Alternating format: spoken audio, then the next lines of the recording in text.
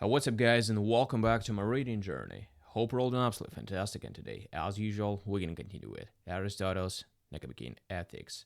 It's going to be the second part of the second chapter of the fourth book, so let's get started.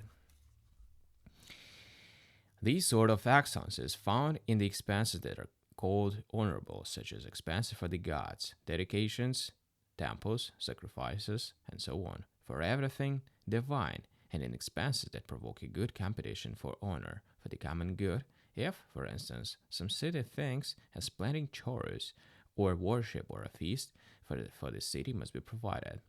But in all cases, we have said we fix the right amount by reference to the agent as well as the task, by who he is and what resources he has.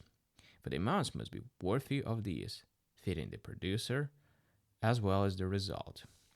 That is why a poor person could not be magnificent. He lacks the means for the large and fitting expenditures.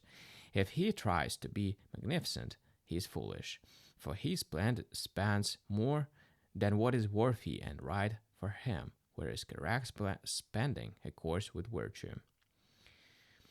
Large spending befits those who have the means acquired through their own efforts or their ancestors or connections, or are well-born or reputable, and so on. For each of these conditions includes greatness and reputation for worth.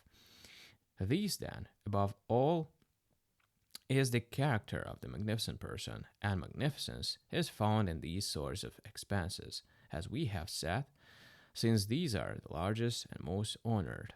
It is found also in those private expenses that arise only once, such as a wedding and the like, and in those that concern the whole city or the people in it with a reputation for worth, the receiving of foreign guests and sending them off, gifts and exchanges of gifts.